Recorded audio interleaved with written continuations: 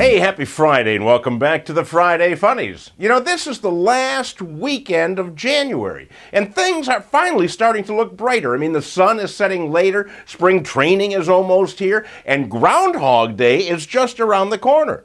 In fact, it's next Friday, so you can be sure that the Friday Funnies will have a special celebration. Until then, we have to deal with the other side of the fun coin, and that would be our government.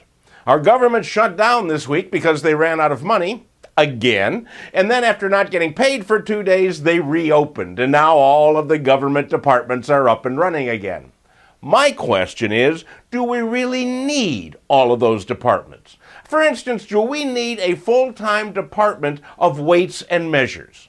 I cannot imagine that the weight of a pound changes much from year to year. I think this department nearly only needs to get together like once a century.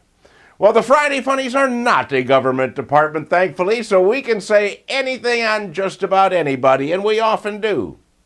Like right now. Attentive viewer of the Friday Funnies, Kevin Burris, sent us in this story about a remote part of India where villagers got very excited when they saw a 20-pound frozen meteor crash into a farmer's field. Because you see, in India, meteorites can be worth thousands of dollars, and everybody wanted a chunk of this one. So they ran out to where it's crashed. They collected frozen pieces of this frozen meteor and put them in their refrigerators. Then a team of scientists from the India Meteorological Department, they showed up and they examined the samples. Then they informed the crowd that what they had in their refrigerators was not a frozen meteor, but instead frozen airline poop. That's right, it fell from a plane, and when it hit the ground, it created a 1-foot deep crater, which could be described, I guess, using a presidential word, if you know what I mean. Anyhow, the people with the poop in their fridge are now selling it on eBay. Beware of buying frozen meteors.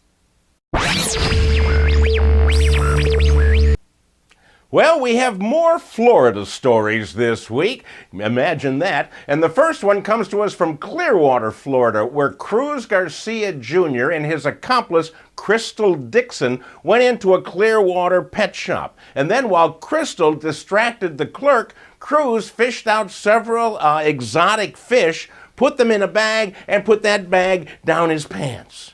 Then he quickly ran out of the store, or as quickly as one can run with a bag of fish in your pants. The store clerk they saw him get away in a car, wrote down the car license plate, and Cruz was soon apprehended. They're still looking for Crystal, and unfortunately the fish have not been recovered. I just hope that they're not in anybody's pants.